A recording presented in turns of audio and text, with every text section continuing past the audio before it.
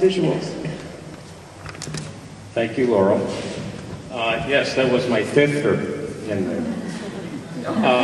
I'm a professor of geography at Chicago State University, which is just up the street, like about a mile from here. I can see this beautifully restored tower from the building where I work. And for 10 years I could not see it because this building had had a terrible fire 10 years ago, and it has been painstakingly worked on by the state of Illinois. And I'd like to acknowledge Mike Wagenbach, who's back in the corner there. Mike is our host for the day, and the state historic site here has done a really great job in opening up the space to events like this, which give us a chance to be in such a cool place in a cool part of the world. Chris did a fantastic job bringing together the great story that we saw unfold on the stage here with one of her characters talks about process. And it was really good to see how an individual could meet up with an area that is so diverse and so challenging and ultimately really interesting. And Chris also wrote in the play that there's nowhere else like it in the world, something like that. It's rare, meaning you can only find it here. So what I'd like to do briefly is to talk about, and go ahead and start me up, thinking kind of about other dramas that unfold around the region. We call it, I don't think it needs to be done. Needs some. It's hard to see. It's a little, it is hard to see. It's washed out. But. Then, sure, if you want to bring the lights down, that's fine. And pause for just a second. I just thought I would, there, how's that? Yeah, better. There was a nice drama at my home this morning as I learned how to do Windows DVD Maker. And it all worked out in the end. So other dramatists may have thought about the region.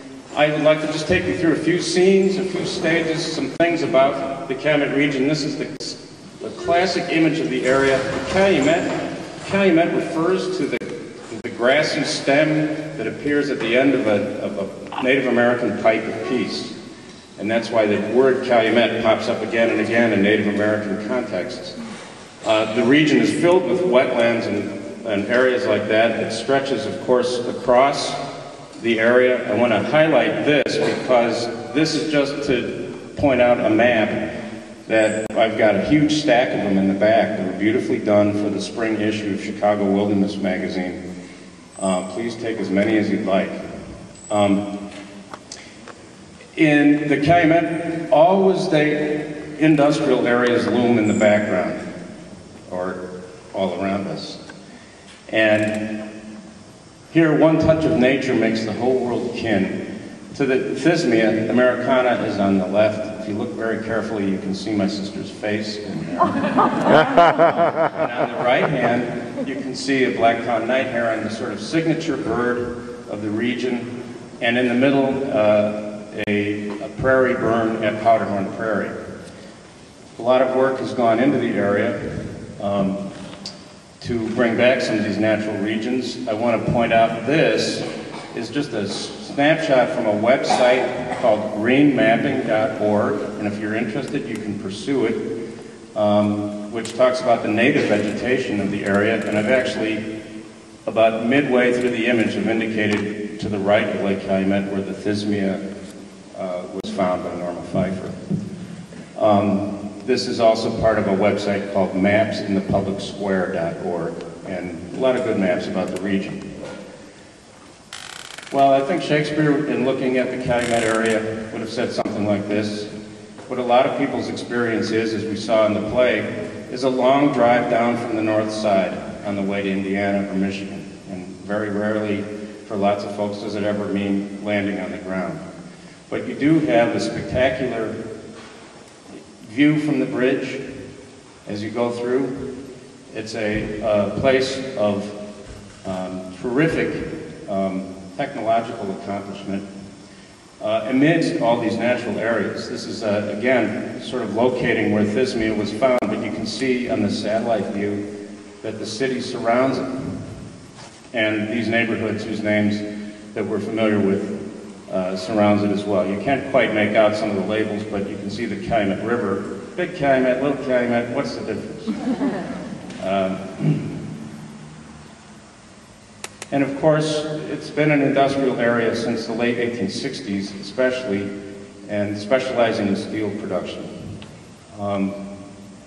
This place where we are now, because of the 1880s, when it was built, it was 5-6 miles south of the built-up area of Chicago. But you see some views, the Calumet River, the old Acme Coke plant, the Quench Towers, and some scenes from within a steel mill. And a great feast of languages.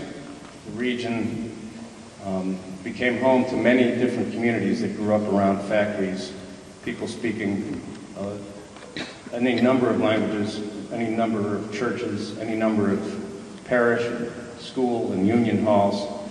A great event was held here on Labor Day. I hope that you'll catch that. But then the steel, as we know, 25 years or so ago, a Great Recession and deindustrialization. This is the USX plant in 1937, and again in 1990 something on the right. And of course, evidence of the steel industry has been erased. Some 30,000 jobs in the primary steel manufacturing sector are gone from the area now. And one of the things that remains are the brownfields, the legacy of contamination. Here's some slag being dumped out along Burnham, south of the LTV plant. This is the remnant view of the Acme Coke plant. You've seen these signs around here. These are signs and features of an industrial facility. In the play, she talks about the Solvay plant. This is the plant where she got off the streetcar and went botanizing in the marshes. And many of the remnant bits from that plant are now here. The other thing that is present are landfills in the region. It's become a growth area, and this is discussed in the play as well. Hamlet, driven to thoughts of suicide by the very smell of it. This is the CID landfill. I didn't have many good images of this, but this is an evident part of the region. These are now closing, and thoughts about what comes next. On the upper left is the airport that was discussed in the play, a view of the Lake Calumet Airport that would have been rivaled O'Hare in size, brought together a lot of people to contest that thought.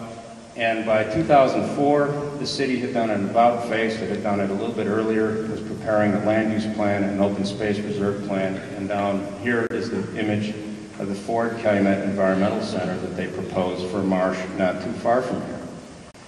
And so we have a lot of work going on, as we also saw in the play. Restoration work, people going out doing work in communities, teaching and learning. In the middle is the Calumet Stewardship Initiative office.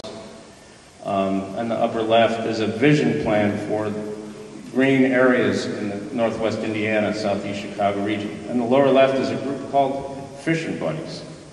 A wonderful group. I can expand on more of these after our DVD stops. And finally, some of the large bits out in front of the building over here were brought here by a group called the Calumet Heritage Partnership that I'm involved with. I have actually brochures for our annual conference.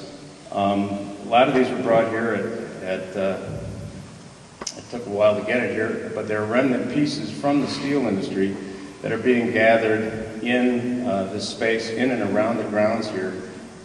As we gradually get it together, start to stabilize it, secure it, the hope is that we can tell other stories that speak of the tenacity of people and the work they've done in the region, just like Chris did with the play here today. So I've thrown a bunch of images up here, and you can kind of see them once through again, and my thought here would be, if anybody has any questions, we can talk about that.